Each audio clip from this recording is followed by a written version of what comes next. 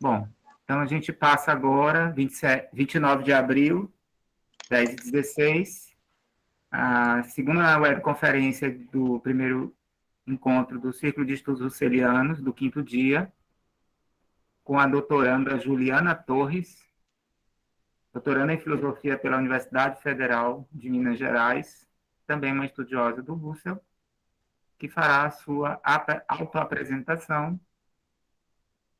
E já de antemão agradecemos a sua colaboração, a sua participação, não só nessa conferência, como nas demais. Juliana, a fala é sua. Obrigada. Obrigada, Jean, pelo convite. Obrigada por vocês estarem presentes aqui, russelianos ou não, né? Essa apresentação que me foi incumbida é uma retomada da minha dissertação, que foi defendida em 2017. Por questão de tempo, não dá para eu explorar todos os aspectos que foram trabalhados, todos os significados que foram trabalhados e retomados em manuscritos diversos de Husserl, que eu fiz na dissertação. Aqui eu fiz um recorte para trabalhar especificadamente o resíduo fenomenológico em Husserl, e, obviamente, eu faço algumas retomadas durante o texto, às vezes fica um pouco repetitivo, porque eu tenho que fazer retomadas de descrição, até porque o próprio Husserl fez isso sob um outro ponto de vista, enriquecendo o que ele já começou lá desde investigações lógicas, então, às vezes o texto fica um pouco repetitivo por isso, mas sempre acrescentando novos elementos. Esse texto está concentrado, sobretudo, no cume da subjetividade transcendental em Husserl, entre o período de 1900 até 1913, então. Obviamente, eu cito alguns manuscritos tardios de Husserl nesse texto aqui, que eu citei na dissertação também, como forma de enriquecer o trabalho de definição da subjetividade transcendental, porque o próprio Husserl, inclusive, faz isso nos manuscritos tardios. Então, eu procurei fazer, na medida do possível, essa retomada nos escritos tardios. Aqui eu menciono só, se eu não me engano, 2 manuscritos tardios. Um deles, eu uso a Russelliana primeira, no 2º tomo, onde eu e minha orientadora fizemos uma tradução do suplemento 30, se eu não me engano, onde Husserl, a importância dessa tradução foi porque Husserl, lá ele cita novamente resíduo fenomenológico. Então, a maior parte dos leitores de Husserl e intérpretes de Husserl utilizam muito o resíduo fenológico, retomando ideias 1. Então, a gente, em algum momento da dissertação, viu a importância de fazer essa tradução como forma para mostrar como Husserl retoma essa problemática sobre novos vieses, acrescentando novos elementos, para enriquecer essa parte em que ele fala sobre onde ele chega a esse cume que é a subjetividade transcendental. Então, mas nesse texto, então, eu me concentrei em a ideia da fenomenologia de 1907 e a ideias 1 de 1913, retomo um pouco investigações lógicas, mas eu vou falar rapidamente aqui só qual é a estrutura da dissertação e aonde eu vou pegar aqui no texto que foi trabalhado na dissertação. Na dissertação, no primeiro capítulo, eu trabalho a estrutura da intencionalidade em Husserl, principalmente tendo em vista a cognição. Então, lá eu trabalho a intuição, né? Principalmente a 5ª e a 6ª investigação lógica, e lá, então, eu trabalho as intuições, né? E os desdobramentos da intuição para a determinação dessa estrutura da intencionalidade. E aí, lá também retomo o Brentano, que a nossa colega Isa vai falar depois, com muito mais propriedade. E no 2º capítulo, na dissertação, eu trabalhei especificadamente sobre a constituição fenomenológica.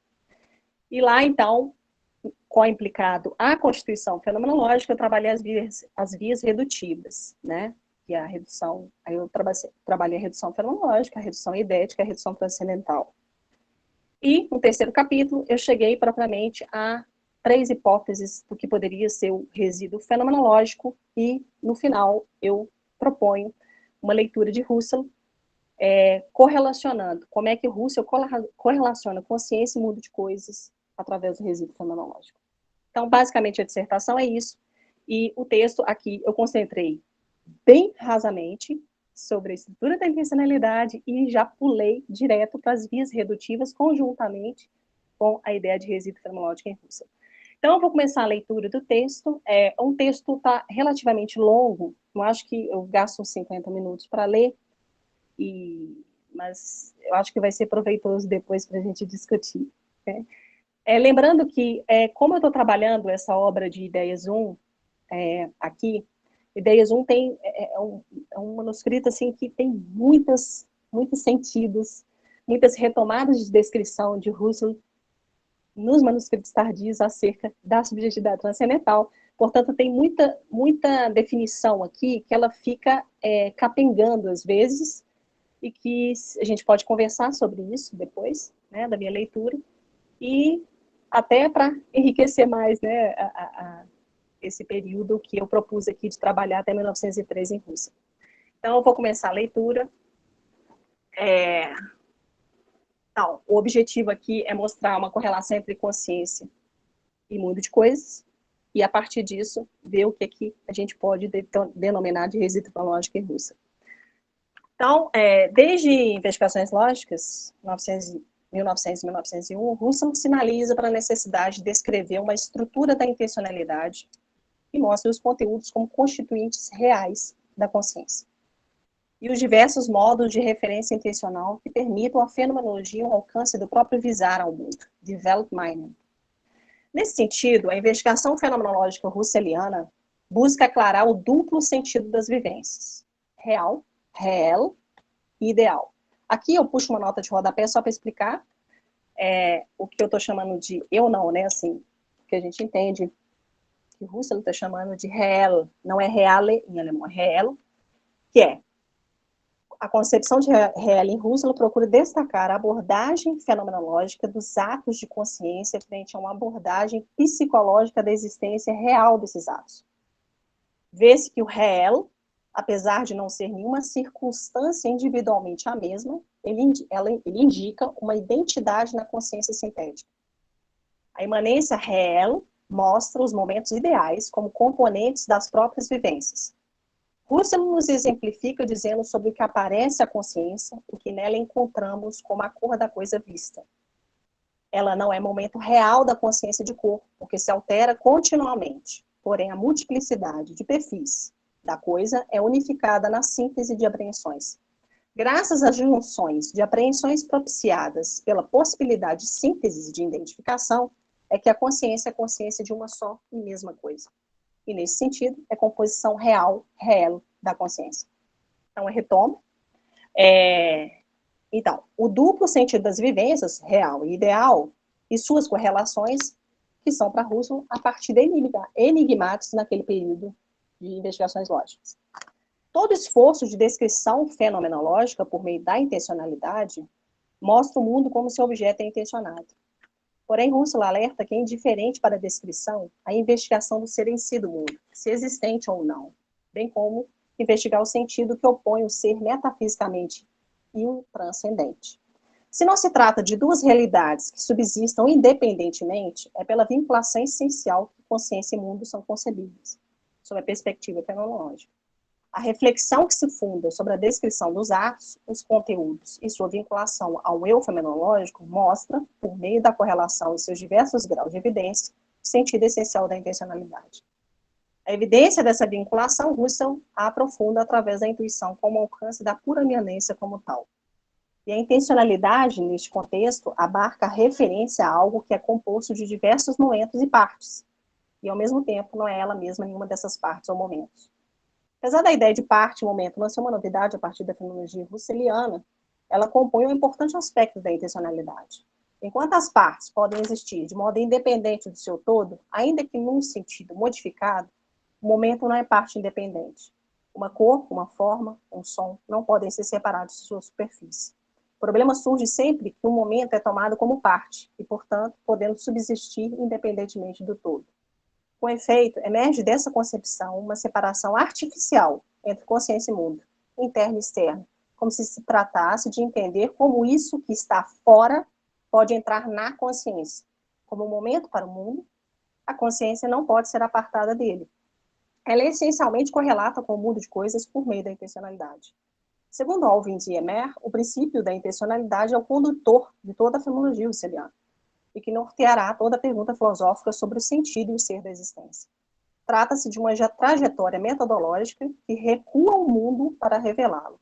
Um caminho de ir e vir, weg hinzu, inscrito nessa estrutura. O domínio da vivência no âmbito fenomenológico volta-se para o aspecto constitutivo. Se o que captamos é um e o mesmo objeto, como explicar tal captar quando o que aparece é um objeto percebido no espaço e no tempo? Uma distinção desponta na própria essência da vivência perceptiva. O conteúdo vivenciado não é o objeto percebido. Com efeito, o destaque do ser ou não ser efetivo do objeto, bem como o modo como aparece, são aspectos que a fenomenologia não tem como obstáculo. Por outro lado, surge um traço importante a ser determinado.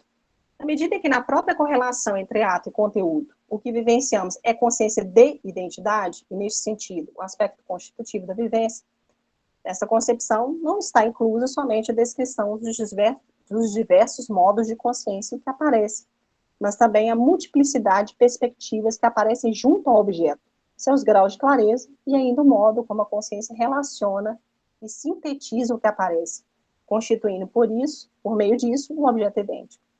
Assim, sobretudo em investigações lógicas, aqui na sexta investigação, Husserl atenta para a estrutura cognitiva que abarca os modos de intuição e a correlativa pluralidade dos modos de existência.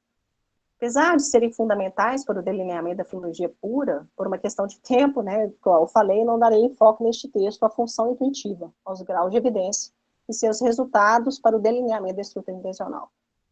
Aqui basta atentarmos para a diferenciação entre real e ideal, que incorrerá futuramente no que Husserl explora como noese e noema. O aprofundamento da consciência em si revela uma evidência absoluta, diz Husserl. Fenômeno puro no sentido de ser e no sentido do eu. Em investigações lógicas, a análise perpassa em si do objeto e o conteúdo real das vivências. O resultado dessa análise mostra em que sentido a verdade é sede cognitiva por meio da correlação entre conhecimento, sentido de conhecimento e objeto do conhecimento. E prescreve seu sentido ideal e a priori. Com isso, Husserl tem em vista, num sentido lato, a possibilidade do conhecimento transcendente no seio da imanência. A face ideal, originária e a priori, que constitui a estrutura da intencionalidade, é garantida ao definir o sentido de sua objetividade. Deste modo, a fenomenologia se vê emaranhada não somente com as questões concernentes à essência da pura possibilidade do conhecimento, mas com a possibilidade do real. Pela abrangência tomada a partir do delineamento fenomenológico da intuição e seus graus, e somada à multiplicidade de brincações contempladas por certos teores signitivos, é possível pensar a experiência no horizonte. A partir dele, um fluxo da experiência temporal se abre numa rede de parcialidades de preenchimentos e esvaziamentos. A experiência de mundo, nessa estrutura de horizonte, alcançada pela priori da consciência intencional, é mantida enquanto fenômeno na consciência. Como foi sinalizado anteriormente, a síntese de recobrimento contínuo efetuado pelos atos, que permite a doação da coisa mesma, ou em si, recompõe dois aspectos da constituição do mundo objetivo. Por um lado, a síntese mostra pelo ato uma realização constitutiva da consciência. E, por outro lado, mostra na unidade do objeto, que pode a qualquer momento ser identificado.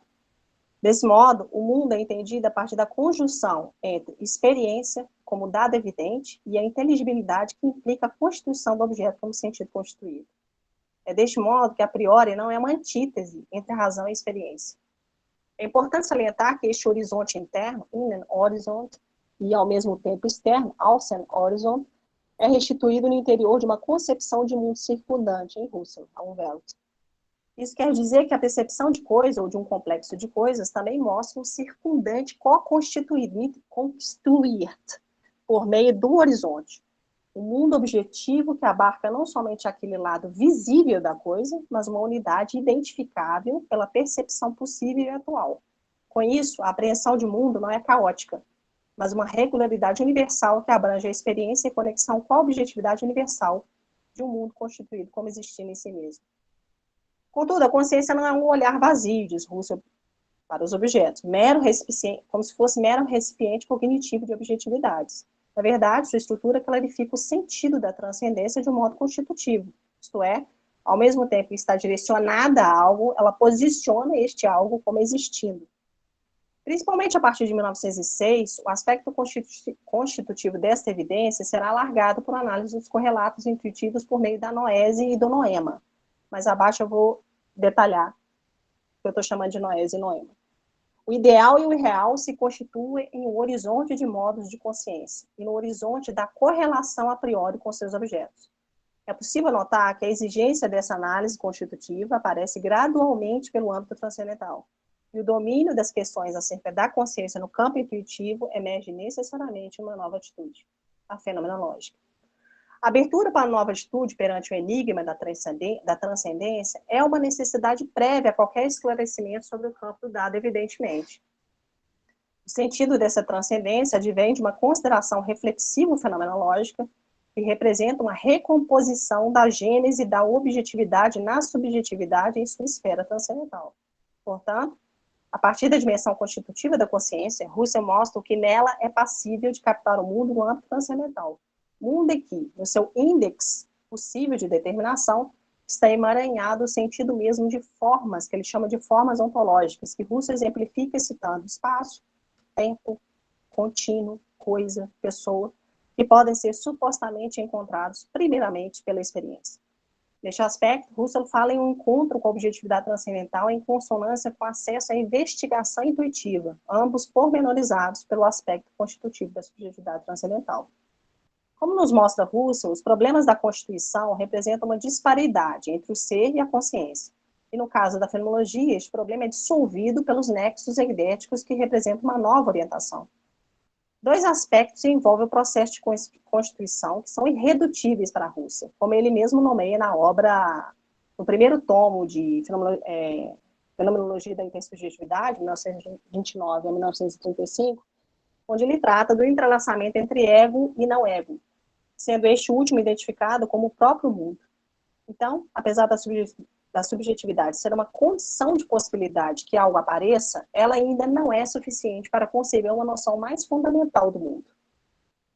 Este mundo é garantido no entrelaçamento como algo diferente, porém inseparável do ego, e concebível na esfera de um não-ego transcendental.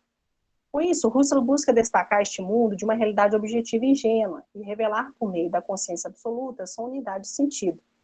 O que pretende, neste contexto da Constituição, tem em vista pressupor um elemento da faticidade para ultrapassar uma espécie de dualismo entre sujeito e mundo. A partir de uma subjetividade transcendental, se constituindo e doando sentido, Russell pretende examinar o sentido desta relação por meio da intencionalidade que o anima. Portanto, com o âmbito transcendental, Russell não pretende demarcar simplesmente um sistema especulativo de deduções a partir da subjetividade, mas por meio dela traçar uma estrutura que se apresenta numa correlação que se desdobra em diversas possibilidades de pensar o que se doa, ou seja, os diversos níveis de experiência. O absoluto, nesse sentido, fornece a constituição do fenômeno no modo de sua apresentação, representação, e não no modo de sua criação ou construção. Para este modo de apresentação da constituição do fenômeno, Russell salienta a importância de uma mudança de atitude que permita a consideração modificada sobre o mundo natural. Ao invés de se voltar para uma teoria do conhecimento que se eleva a partir da concepção ingênua do mundo natural, a fenomenologia principia sua leitura a partir da possibilidade de cognição. E, desde investigações lógicas, Russell já trabalha, Segue-se que, ao lançar por uma consideração fenomenológica de essência, ela está atenta para a possibilidade de uma fenomenologia da experiência e não uma doutrina de essência. Assim, colocar fora de ação, ou pôr entre parênteses, toda a tese natural, representa inicialmente um retorno à subjetividade, que, por sua vez, provocou não somente uma reflexão sobre as próprias experiências do sujeito, mas refreou toda a afirmação sobre a existência do mundo. Como provocador deste recuo, Russell salienta para a necessidade de uma elucidação fenomenológica acerca da imanência e da transcendência, o que antes das reduções representou duas concepções mescladas, a de transcendência inclusa, em que o ego se volta para toda a realidade imanente, para todo o fenômeno de ser consciência de, ou seja, o ato de percepcionar, de representar, de raciocinar, se volta em maior ou menor grau de clareza para aquilo que percepciona, representa, raciocina. Neste aspecto, o que está inclusamente contido nesses atos mostra pelas vivências o seu conteúdo, mas não como fragmento a ser encontrado com uma existência nas próprias com uma existência nas próprias vivências. E é a partir deste ponto que germina a pergunta acerca de uma transcendência que se doa na própria imanência, no sentido de um imanente real da vivência. O que Russell parece fortificar neste momento são aquelas vivências de sensação, das quais percepciona o objeto, mas a sensação mesmo é mantida fora de uma concepção objectual. Assim, por exemplo, sinto o cheiro de flores do campo, mas o cheirar não apresenta qualquer coisa como fragmento, mas como aquilo que simplesmente vivencio. Uma outra concepção que estava mesclada antes das reduções é dada por meio da transcendência em geral, em que toda a esfera do dado absoluto é captada numa realidade mesma, uma realidade captada como evidência imediata, mas que no sentido de sua transcendência apresenta todo o conhecimento não evidente, intenta ou põe o objectual, mas não o intui ele mesmo. Isso é uma frase do próprio Russell, de Ideias 1, da ideia da fenomenologia, na página 59. Neste último caso, Russell atenta para a possibilidade do conhecimento transcender o dado evidente, e neste sentido, alcançar uma objetividade como tal, ou ainda alcançar o sentido dessa objetividade por meio da investigação acerca de sua constituição na consciência, o que mais adiante Russell esclarece por meio do noema. Fica mais claro também porque já em investigações lógicas tem-se diferenciações acerca do objeto real e do objeto intencional, ambos representando diferenciações dessa relação entre imanência e transcendência, ora voltando-se para os atos de consciência, ora voltando-se para o conteúdo do seu sentido. Como desdobramento da mudança da atitude natural para a atitude fenomenológica, concomitantemente ao método empregado para revelar o caráter absoluto do conhecimento, Russell desenha 3 tipos de reduções, e com elas pretende desobscurecer a correlatividade entre mundo e experiência de mundo. Conforme eu falei antes, eu não vou detalhar cada redução que eu fiz no segundo capítulo da minha dissertação. Aqui eu vou fazer um breve comentário das reduções, mas sem detalhar cada uma delas. Por meio das reduções fenomenológicas, há um retorno reflexivo atento a uma consciência transcendental, que desdobra-se, por sua vez, numa intencionalidade voltada para o mundo. Tal retorno, sob a égide de uma investigação científico-fenomenológica, não representa uma dissolução de objetos reais pela subjetividade transcendental. A realidade não está destacada da experiência. Porém, concluir que o caráter absoluto de uma realidade natural é exatamente a totalidade do ser, para Russell tem o mesmo teor de validade que um quadrado redondo. A consciência como doadora de sentido advém da investigação de teor científico, e que, por sua vez, representa uma absolutização filosófica do mundo. O caráter absoluto rejeita o teor ontológico que parte de uma interpretação objetivista, segundo Russell. E a partir dessa oposição aqui, a meu ver, a fenomenologia aponta muito mais para uma inclusão da realidade natural do que propriamente uma rejeição.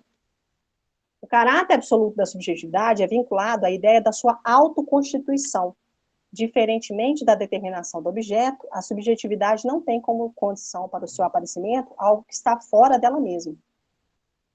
O objeto, pelo contrário, depende de uma aparição que não está localizada no próprio objeto. A sua aparição por perfil exige sempre modos de aparição idênticos para a sua apreensão. A ausência de um absoluto da realidade determina na fenomenologia uma conservação da independência e da transcendência de tal realidade. Porém, como veremos por meio da estrutura noético-noemática, Russell não pretende dissolver qualquer outra forma de ser em ser fictício ou não real. Na verdade, a consciência absoluta não confronta a existência dos objetos. Antes, busca mostrar o que esta realidade revela à consciência, que não a coloca como mero objeto do mundo. Deste modo, enfatiza-se a doação de sentido e revelar mundo por meio do sujeito intencional, que é um sujeito para o mundo. Neste âmbito, Russell expõe sobre a subjetividade em relação ao transcendente, e, na verdade, constitui-se por uma abordagem necessariamente transcendental. Então, pensar a subjetividade transcendental sob um viés solipsista, que estaria atento a uma diluição dos objetos intencionais dentro da consciência, pode parecer enganador sob o ponto de vista da redução, ou seja, algo reduzido na consciência. Ao invés disso, pela epoquê, pode-se mostrar a neutralização acerca da retirada ou da inclusão de algo na consciência, no escopo da tentativa de analisar a transcendência do objeto e o mundo sob a esfera constitutiva. Então, aqui eu passo para a segunda parte, que é a mais longa, que é o meu objeto mesmo de apresentação, que é o resíduo fenomenológico em Russell. A minha proposta é mostrar o resíduo, de maneira geral, depois eu entro no resíduo em relação ao eu, depois eu entro no resíduo em relação ao horizonte da Umwelt, e depois, no terceiro momento do resíduo, eu mostro a correlação que eu propus na dissertação, que é a correlação entre consciência e mundo de coisas, através disso que ele chama de resíduo fenomenológico. Então, agora eu apresento, de forma geral, o que o Husserl está chamando de resíduo fenomenológico. Husserl tensiona a relação entre consciência e mundo para desnudar o que na consciência era para além dela, e o que nela mesma se constitui como identidade e diferença pela apreensão de mundo. Nesta tensão, em Ideias 1, nos parágrafos 33 e 55, dentre outras passagens, nos deparamos com o que o Husserl chama de resíduo, que é a constituição da consciência como doadora de sentido. Como dado absoluto, essa consciência mostra-se na pura imanência. Ele diz, uma consciência que tem em si mesmo um ser próprio. Isso está em Ideias 1, parágrafo 33, página 84. E por onde a parentização não alcança a sua essência absoluta. Acerca do ser real, não há nada a ser explicitado em si mesmo, mas sim o modo de acesso ao ser real e a estrutura em volta na apreensão deste ser. Porém, Husserl salienta que o ego não é o resíduo do mundo, mas a posição absolutamente apodítica, o que somente é possível pela epoquê. Porém, uma epoquê que tem de ser, sein, e permanecer, bleiben, efetiva como aquilo que é em si mesmo, e do qual não resta mais nada a ser reduzido.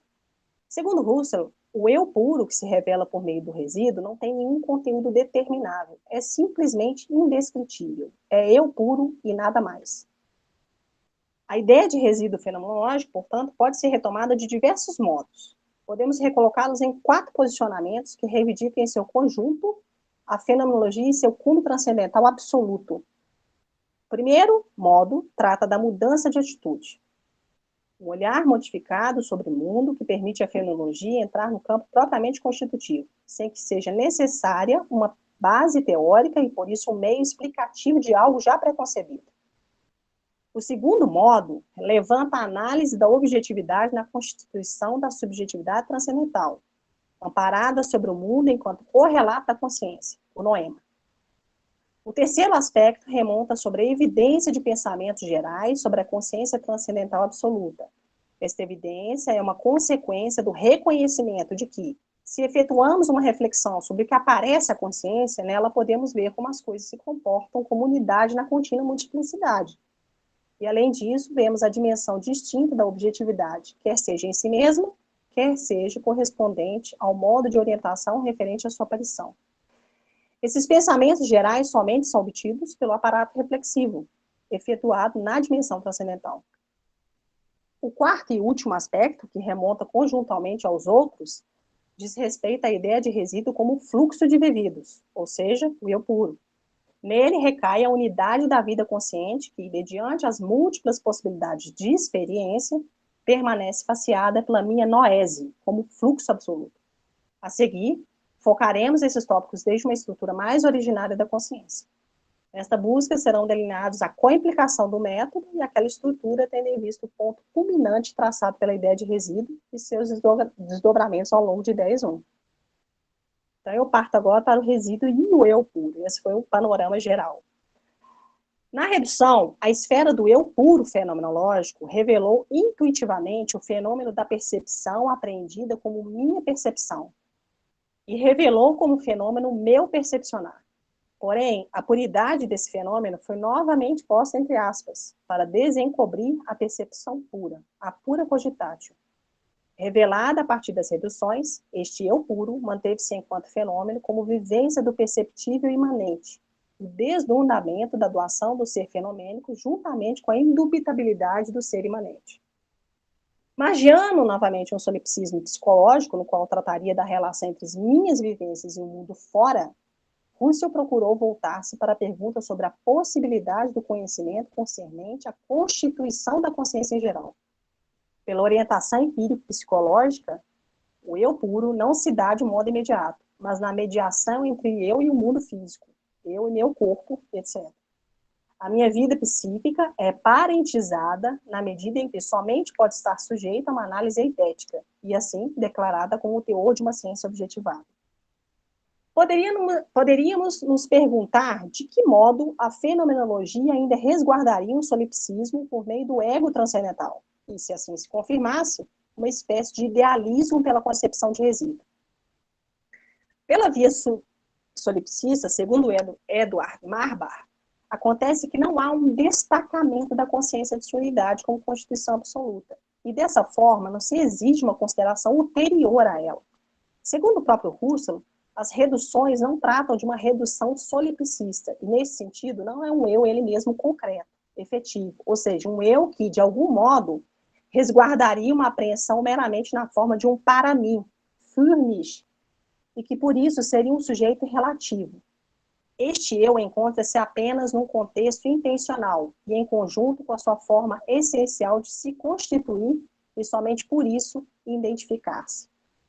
Aqui, gente, eu tô citando muito o solipsismo, mas porque o próprio Husserl, em vários momentos, retoma esse assunto, e eu usei depois, na dissertação, como base a essa crítica ao solipsismo que o Husserl faz, da Husserliana 15, que é a Fenomenologia da Intersubjetividade, tomo 3, e a Husserliana 8, que é o tomo 2 de Filosofia Primeira. Mas tem várias outras obras dele que pode ser consultada sobre esse tema. A face co-implicada à epoquê é propriamente o resíduo. E quando se pergunta sobre o que remanesce, sobre se o que remanesce é uma consciência como ponto de chegada, a resposta fenomenológica parece ser não. Apesar de Husserl utilizar em ideias ou parágrafo 33, o termo resíduo como uma consciência que permanece após a exclusão, Ausschaltung, ou ainda o resíduo como ponto de chegada ao fluxo da consciência, ele esforça-se por mostrar o que se constitui na experiência transcendental. Aqui eu cito parte daquele suplemento que eu traduzi junto com a minha orientadora, do Filosofia Primeira, tomo 2, suplemento 31. Cito Husserl. Isso eu posso repetir, como foi dito, e posso agora perseguir prioritariamente as possibilidades da vida transcendental enquanto absoluta, indubitável, minhas possibilidades absolutas. E nela eu encontro a natureza, o mundo, as possibilidades e necessidades ideais, como polo de identidade de determinados atos e decursos de ato, com características determinadas. O que foi principiado na epoquê fenomenológica por uma sistemática da experiência intencional, cuja constituição era um ego apodídico, ou seja, uma concretude muda, volta-se para o mundo como fenômeno da consciência transcendental. O resíduo permanece gerenciado por um ponto de vista das investigações do mesmo. Mas a crença no mundo que foi parentizado reverte-se em uma reflexão sobre a consciência e, por isso mesmo, o ego não é o resíduo do mundo. O mundo permanece faceado à consciência como um telos intrínseco e ao qual me dirijo em reflexão. Trata-se de um horizonte infinito de experiências, contudo, que se compreende na esfera do ser fechado em si. Isso representa um hemisfério de considerações transcendentais acerca da subjetividade enquanto horizonte. Ou seja, tem a ver não apenas com a experiência atual, mas implica de maneira intencional um sistema de possíveis consequências da experiência que é enraizado na experiência atual, no entanto, de alguma maneira totalmente determinada, somente como horizonte. Portanto, o resíduo nessas considerações não é somente a consciência, mas também o mundo. Porém, no modo em que se apresenta na fenomenologia como correlato nessa dupla residual. Pela via metodológica, Husserl culminou na afirmação de que pelo resíduo não há nada mais a ser reduzido. A partir desse desvelamento da consciência absoluta, a fenomenologia mostra o que aparece nesse resíduo a partir de sua coimplicação metodológica. E dessa forma, o que se mostra não é uma ideia de subjetividade, novamente solipsista, que mantém a primazia da subjetividade frente ao mundo objetivo, ou seja, atos subjetivos e seus modos de aparição. Uma consciência mais originária aparece pela redução transcendental. Segue-se que, na fenomenologia, o sentido está vinculado à possibilidade da experiência mais estritamente à experiência transcendental. A objetividade sem consciência não mostra a consciência que propriamente se constitui nela. E por ela, uma consciência sem objetividade, enquanto tal, não é a consciência que intenciona coisas, é consciência vazia de experiência. Agora eu passo para a relação entre resíduo e o horizonte da Umwelt. É o penúltimo, tá, gente? Depois é o último. O destaque que o Husserl fornece para o mundo de coisas é como a consciência de coisa. Não, é como consciência de coisa, e não a coisa como transcendente. Além disso, Husserl destaca essa consciência como absoluta, como vimos. Nestes parâmetros, já não é uma novidade que o resíduo determinado nesta consciência absoluta não se componha de um mero contraste entre experiência natural e aparência em prol da primazia do ser psíquico. O destacamento provocado pela atitude fenomenológica frente ao mundo objetivo e ao ser psíquico mundano se constituiu na vida transcendental fenomenológica, na qual imanência e transcendência assumem seu caráter absoluto, e na qual o mundo se torna correlato intencional da consciência. Se nos voltamos para a fenomenologia, perguntamos sobre o aniquilamento do mundo perante a consciência, a saída parece ser uma consideração por meio do método que implicaria uma modificação do olhar para o mundo sem o apagar. Assim, Husserl, em diversas passagens, salienta a importância da epoquê e mostra esse papel fundamental frente à mudança da atitude natural para a atitude fenomenológica. Como fenomenólogos, abstemos-nos de todas essas posições. Nós não a julgamos, eu cito Husserl, Ideias 1, parágrafo 90. Como fenomenólogos, abstemos-nos de todas essas posições. Nós não a jogamos fora, quando não nos situamos no terreno delas, quando não compartilhamos dela. Elas estão ali, também fazem essencialmente parte do fenômeno. Ao contrário, nós as consideramos, em vez de compartilhar delas, nós as transformamos em objetos. As tomamos como componentes do fenômeno, e a tese da percepção justamente como um desses componentes. Deste modo, poderíamos nos perguntar, fecho aspas, tá? Deste modo, poderíamos nos perguntar qual a relação entre o noema, essa efetividade correlativa, com o mundo concreto. Como parte de uma das tentações em mostrar a dependência objetiva frente à subjetiva, a tentação resulta em mostrar que todo o conteúdo imanente está como meras determinidades de reflexão. Por isso, estão sujeitas ao refletir atual sobre o ato e em referência a ele. Porém, sob a dimensão noemática, é que o apreendido pode ser apreendido como tal. Esse olhar diretamente para a coisa não remete de volta ao ato de apreender, sendo que, segundo Husserl, o predicado que surge na face noética é inteiramente distinto do sentido noemático. O resultado do nexo eidético afirmado pela fenomenologia confere um enfrentamento diante das diversas interpretações do que se doa no fenômeno para, sob a esfera constitutiva, tomar este mesmo fenômeno como ele se dá. Trata-se, portanto, de uma evidência geral da percepção, que, por sua vez, não é a presença vazia do objeto ou o seu anulamento. Para tanto, Husserl delineia o nexo eidético e, portanto, necessário entre a percepção e o percebido. Eu cito Ideias 1, parágrafo 97, abre aspas. Mas faz parte, a priori, da essência da percepção ter o seu objeto e tê-lo como unidade de certa composição noemática, isto é, da essência do objeto determinado objetivamente, de um modo ou de outro, faz parte ser noemático, justamente em percepções dessa conformação prescritiva, de que somente nelas ele pode ser noemático, e assim por diante. Fecha aspas. O que a fenomenologia conservou após a redução transcendental, neste ponto tratado na prática da eporrê em relação à realidade, está abarcado no noema, isto é, o modo e o que especialmente é dado na consciência. Reclama-se de uma abordagem apartada da realidade e continuamente nos voltamos ao método para que, concomitantemente a ele, apareça o sentido daquela realidade pela subjetividade transcendental. Se, por um lado, todas as divisões entre mundo representado e mundo efetivo se dissolvem na concepção do fenômeno mundo, por outro, a base constitutiva da fenomenologia mostra uma identidade entre o objeto modificado e o não modificado. Aquela dissolução permanece garantindo ser um e o mesmo objeto, de que tratam a realidade efetiva e a efetividade intencional. O fenômeno não é uma descrição apartada da realidade. Por isso, reclamar um retorno a ele enquanto abstração é algo infundado para Husserl. Quando o autor nos exemplifica com o objeto macieira, no sentido de destacar a permanência ideal do objeto, ele está, ao mesmo tempo, pensando justamente no ato perceptivo, direcionado à macieira, ali no jardim, e não no objeto qualquer. Certamente, na fenomenologia, o sentido modificado do objeto, frente à realidade pura e simples, encontra-se pelo teor real desta frente ao teor intencional do objeto.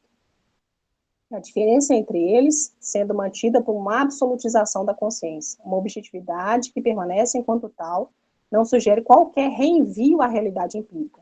É por essa trajetória que a fenomenologia abre portas para a passagem de um noema psicológico para um noema transcendental.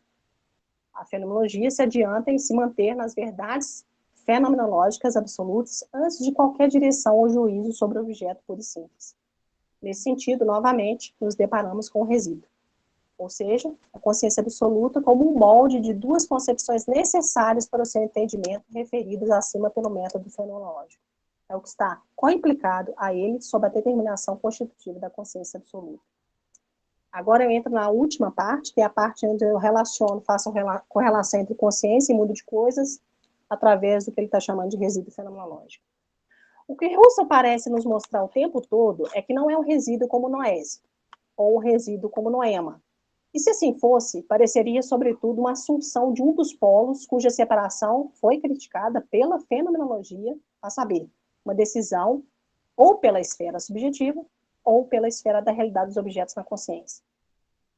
A correlação entre essas duas esferas, né, demarca a trajetória do resíduo, uma trajetória que não se esquiva em determinar o modelo ideal e absoluto da consciência. Pelo contrário, a primazia desta consciência está na base da constituição da cronologia russeliana. Voltando ao que mencionamos anteriormente sobre a relação entre realidade efetiva e correlata intencional, a fenomenologia, nesse sentido, parece estar neutra mediante a realidade efetiva, ou seja, não se pergunta se ao ser noemático corresponde um ser fático.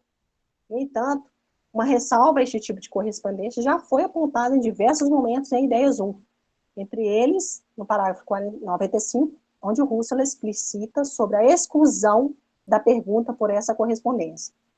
Pela amostra das conexões eidéticas do perceber e do percebido, o autor revivifica tal correspondência na esfera da consciência absoluta, e permanecendo neste âmbito, fica fora de questão sua correspondência com a realidade efetiva. Neste aspecto, o absoluto, ao mesmo tempo em que se mostra a consciência, não está lá onde o objeto aparece. Isso nos fala, então, de uma subjetividade transcendental que não se revela por um dos polos isoladamente. Na verdade, revela a realidade ideal e absoluta.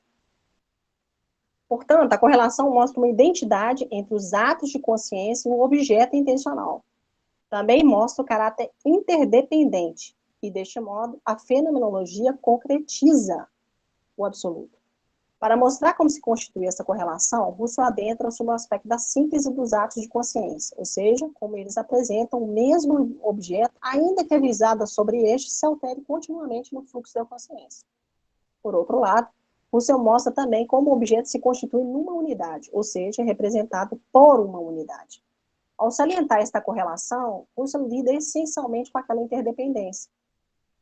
O conteúdo intencional, ainda que não seja parte real da consciência, aparece como dado absoluto.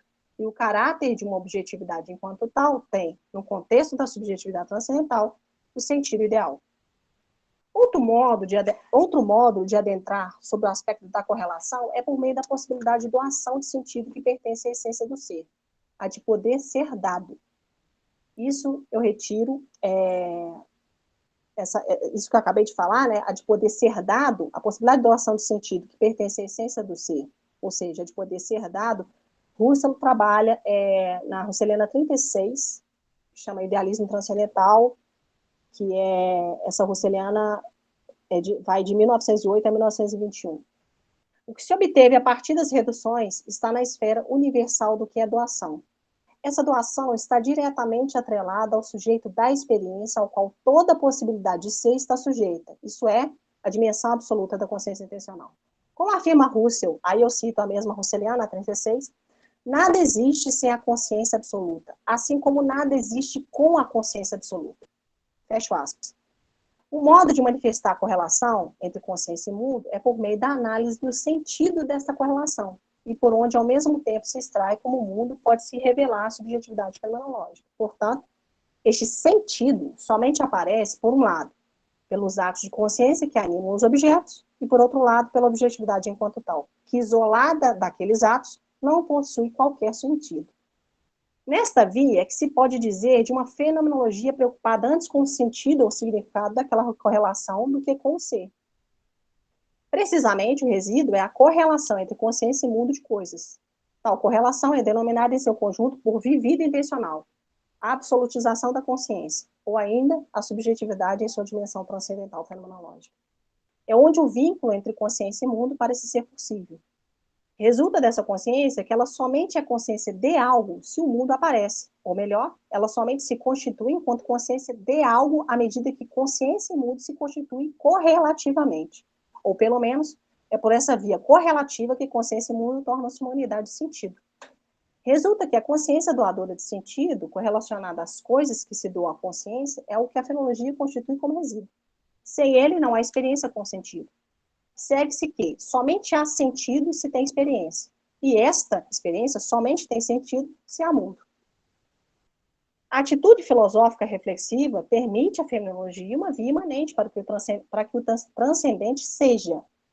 O sentido modificado em relação à atitude natural, contemplado pela subjetividade transcendental, somente faz jus àquela via porque, como filósofo, essa subjetividade permanece como parte do mundo natural e, ao mesmo tempo, o transcende.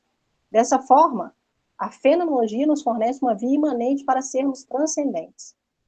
A constituição dessa transcendência é adentrada pela subjetividade como tal, e nela não está diluída uma posição dicotômica acerca do ser subjetivo e o ser mundo, como vimos. Russell atenta para o fenômeno e observa que nossa orientação deve se dirigir para o que as coisas são.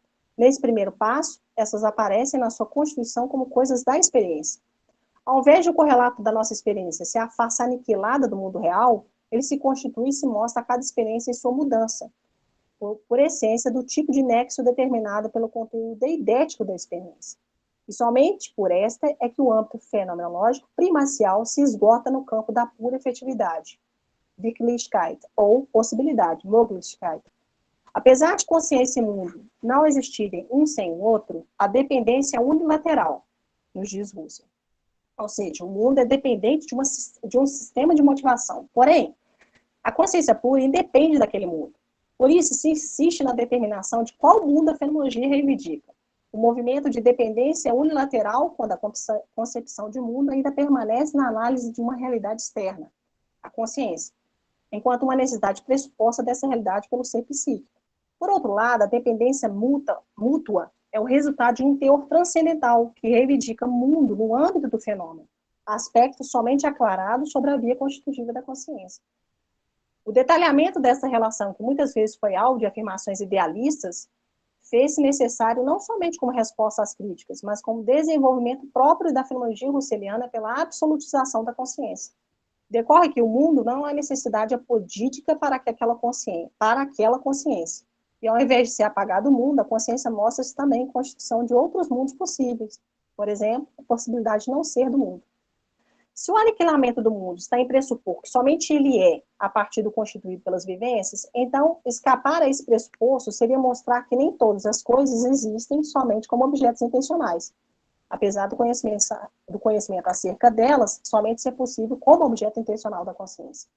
Ao contrário, segue-se que as coisas a que se dirige a intencionalidade da consciência, na medida que são alvo dela, elas são objetos intencionais daquela determinada modalidade noética. Porém, as próprias coisas não são originadas naquela intencionalidade. As coisas são apreendidas, mas não constituídas pelo pensamento acerca delas. Na análise da consciência absoluta, é possível concluir que a transcendência fenomenológica é uma consequência da necessidade eidética desta transcendência perante a consciência, e concomitantemente a necessidade eidética pela consciência como consciência de algo. Nisto, a transcendência não está para a consciência como uma condição desta, mas como aquela transcendência dada com a essência da consciência. Segue-se que todo transcendente constitui-se pela doação de sentido, e assim as possibilidades transcendentes estão necessariamente vinculadas às possibilidades de doação de sentido.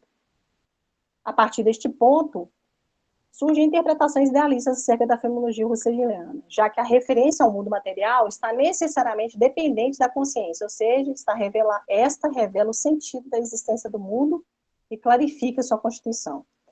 A essas interpretações, Russell objeta em diversos pontos e obras, dentre elas em Ideias 1, parágrafo 55, ao enfatizar o sentido do mundo, ou seja, atentar-se para certas unidades válidas desse sentido, que é acessível pela base intuitiva, a partir do que a fenomenologia tem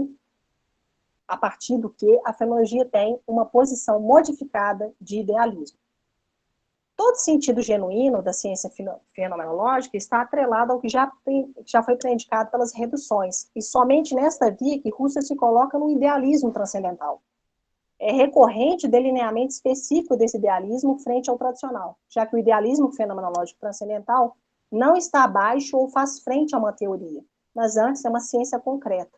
Nesse sentido, a constituição do objeto está vinculada à autoconstituição da subjetividade transcendental, ou melhor, a doação originária do sentido da subjetividade transcendental está necessariamente ligada à constituição da coisa. A coisa somente é na experiência originária. O originário, por sua vez, corresponde ao retorno às coisas mesmas, sem com isso confundir-se com o fundamento de todo conhecimento pela experiência concreta. A experiência, como ato doador das próprias coisas, não se refere somente à efetividade natural, mesmo ao se valer de ver imediato, de qualquer espécie. Reconhecida pela orientação fenomenológica, a apreensão originária revela as objetividades que surgem com ela, e por isso o mundo fenomenológico pode ser conhecido. Portanto, na fenomenologia transcendental, o objeto coincide necessariamente com a autodoação originária do sentido da subjetividade transcendental. Por intermédio do resíduo, manifesta a constituição de toda objetividade pela subjetividade em termos de consciência. Por outro lado, expressa uma idética do a priori constitutivo de toda a objetividade na subjetividade transcendental. Certamente, o aparato reflexivo, que funda o sentido do objeto na subjetividade, requer para si uma base constitutiva, pois sem ela, uma consciência permanece estéril e desconhecida, e por isso uma motivação para sua realização perpassa por uma análise intencional para redescobri-la enquanto fenômeno. A análise de uma objetividade consciente unitária está coberta pela investigação de essência conjuntamente com a consciência do eu. Por sua vez, a redução transcendental, ao invés de encobrir o realismo intrínseco à atitude natural, o revela e o diferencia da atitude fenomenológica. Segundo Husserl, abre aspas, e aí eu cito Psicologia Fenomenológica, de 1925, abre aspas, seu idealismo transcendental abriga em si o realismo natural, mas não se comprova por raciocínio aporético, e sim enquanto consequência do próprio trabalho fenomenológico. Fecha aspas. Neste aspecto, o percurso de ideias 1 busca mostrar que, ao invés da consciência pura se afastar da correlação com o mundo, ela somente chega à concepção de mundo como correlato à medida que todo o contexto de consciência assume seu sentido global, a saber, todos os componentes materiais e noéticos, bem como os componentes noemáticos, constituindo-se na esfera apodística do vivido intencional. Demandar de um objeto externo uma percepção imanente, ou vice-versa, para Husserl é um absurdo, e por isso mesmo a fenomenologia chama para uma outra essencialidade da doação de sentido, e propriamente do sentido. Trata-se da correlação como algo da consciência em si, e pela qual a correlação não se mostra como um ponto de chegada, mas sim como um ponto em que ela abrange todo objeto possível de uma consciência possível, atuando nesse sentido somente por sua estrutura típica. O ponto de partida na consideração da possibilidade do conhecimento, portanto, culminou no resíduo que é a esfera mais originária da consciência, e pela qual se evidencia como as coisas se dão à consciência de modo absoluto.